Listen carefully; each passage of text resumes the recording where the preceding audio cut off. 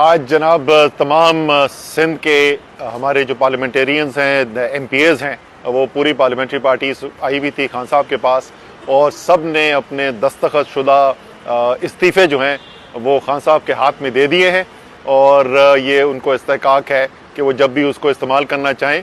اور سب لوگوں کا کہنا یہی تھا کہ یہ سیٹ جو ہے یہ ہے ہی عمران خان کی امانت، تو وہ امانت لوٹانے کے لیے آئے تھے.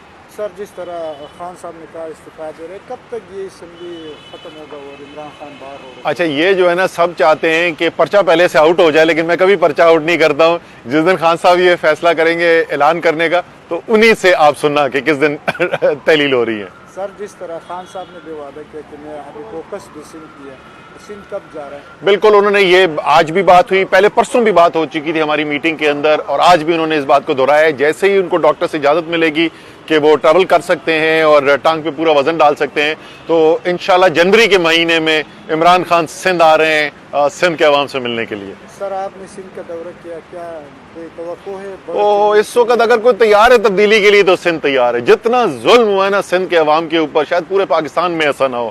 یہ جو مافیا جو پچھلے 14 سال سے قابض ہے سندھ کے اوپر، انہوں نے لوٹ کے کھا گئے ہیں سندھ کے اوپر، اور سب کی نظریں عمران خان کی طرف.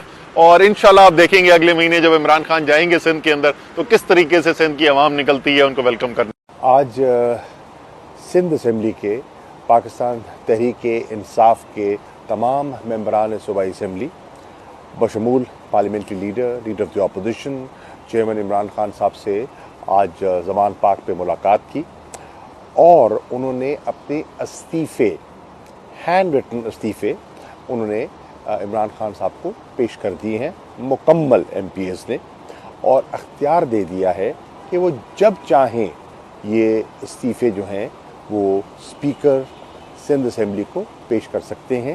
اور انہوں نے مکمل اعتماد کا اظہار کیا چیئرمین پی ٹی آئی پر، اور آبویسلی جب تبادلہ خیال ہوا تو سندھ کی جو سیاسی صورتحال ہے اس پر بھی تبادلہ خیال ہوا.